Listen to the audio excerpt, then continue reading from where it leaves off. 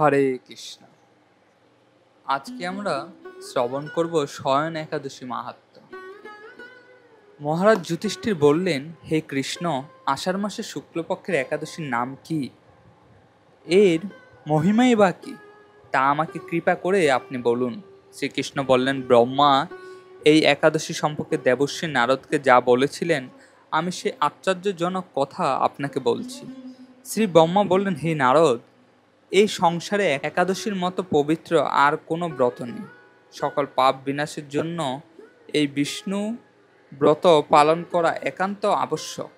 যে ব্যক্তি এই প্রকার পবিত্র পাপনাশক এবং সকল অভিষ্ট প্রদাতা একাদশী ব্রত না করে তাকে নরকগামী হতে হয়। আষাঢ়ের শুক্লপক্ষের এই একাদশী শয়নী নামে বিখ্যাত। শ্রী ভগবান ঋষিকেশের জন্য এই ব্রত পালন করতে হয়। এই ব্রতের সম্বন্ধে এক মঙ্গলময় পৌরাণিক কাহিনী আছে, যা আমি এখন তোমাকে বলতে যাচ্ছি। বহু বছর পূর্বে সূর্যবংশে মান্ধাতা নামে একজন মহর্ষি ছিলেন। তিনি ছিলেন সত্যপ্রতিজ্ঞ এবং প্রতাপশালী চক্রবর্তী রাজা। প্রজাদেরকে তিনি নিজের সন্তানের মতোই প্রতিপালন করতেন। সেই রাজ্যে কোনো রকম দুঃখ, রোগ, ব্যাধি, দুর্ভিক্ষ, আতঙ্ক, খাদ্যাভাব অথবা কোনো অন্যায় আচরণ ছিল না।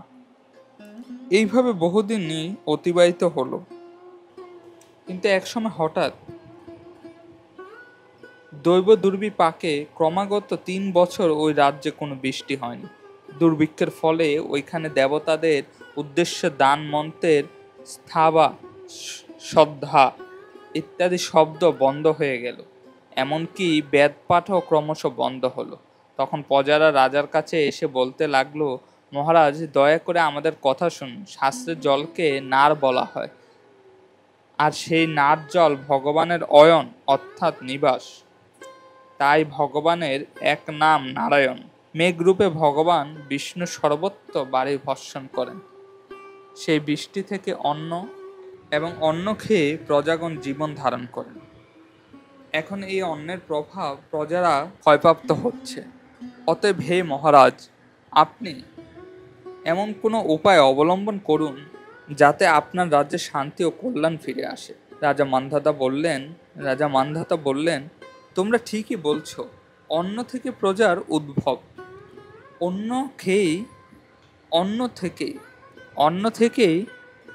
প্রজার উদ্ভব, অন্ন থেকেই প্রজার পালন। তাই অন্নের অভাবে প্রজারা বিনষ্ট হয়, আবার রাজার দোষেও রাজ্য নষ্ট হয়। এমন নিজের বুদ্ধিতে আমার নিজের কোনো দোষ খুঁজে পাচ্ছি না। তবু প্রজাদের কল্যাণের জন্য আমি আপ্রাণ চেষ্টা করব। তারপর রাজা ব্রাহ্মণকে প্রণাম করে সৈন্যসহ বনে গমন করলেন।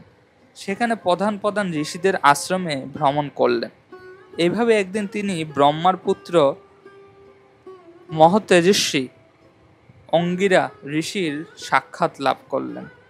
তাকে দর্শন মাত্রই রাজা মহা আনন্দে ঋষির চরণ বন্দনা করলেন। মুনিবর তাকে আশীর্বাদ ও কুশল প্রশ্ন জিজ্ঞাসা করলেন। রাজা তখন তার আগমনের কারণে সবিস্তারে ঋষির কাছে জানালেন। ঋষি আঙ্গিনার কিছু সময় ধ্যানস্থ থাকার পর বলতে লাগলো, হে রাজন, এটি সত্যযুগ। এই যুগে সকল লোক বেদ পরায়ণ এবং কি ব্রাহ্মণ ছাড়া অন্য কেউ তপস্যা করে না। এই সময় থাকা সত্ত্বেও এক শূদ্র ও রাজ্যের তপস্যা করছে। তার এই আকর্ষণের জন্য রাজ্যের এই দুর্দশা। তাই তাকে হত্যা করলেই সকল দোষ দূর হবে। রাজা বললেন, হে মুনিবর, তপস্যাকারী অপরাধ ব্যক্তিকে আমি কিভাবে বধ করব? আমার পক্ষে সহজসাধ্য অন্য কোনো উপায় থাকলে আপনি তা দয়া করে আমাকে বলুন। তদ্দূরে মহর্ষি অঙ্গিকার বললেন, আপনি আষাঢ় মাসে শুক্লপক্ষের শয়ন নামে প্রসিদ্ধি একাদশী ব্রত পালন করুন। এই একাদশী সর্বসিদ্ধি দাত্রী ও সর্ব উপদ্রব নাশকারিণী। হে রাজন, প্রজা ও পরিবারবর্গ সহ আপনি এই ব্রত পালন করুন। মুনিবরের কথা শুনে রাজা নিজের প্রাসাদে ফিরে এলেন। আষাঢ় মাস উপস্থিত হলে রাজ্যের সকল প্রকার প্রজা রাজার সাথে একাদশী ব্রতের অনুষ্ঠান করলেন এবং ব্রত প্রভাবে প্রচুর বৃষ্টিপাত হয়। কিছু কালের মধ্যেই অন্নভাব দূর হয়। ভগবান হৃষিকেশের কৃপায় প্রজাগণ সুখী হলো এবং এর কারণে সুখ ও মুক্তি প্রদানকারী এই উত্তম ব্রত পালন করা সকলেরই অত্যন্ত আবশ্যক কর্তব্য। ভবিষ্যৎ পুরাণ ও যুধিষ্ঠির শ্রীকৃষ্ণ তথা নারদ ব্রহ্মা সংবাদ রূপে একাদশীর এই মাহাত্ম্য বর্ণনা করেছিলেন। হরে কৃষ্ণ।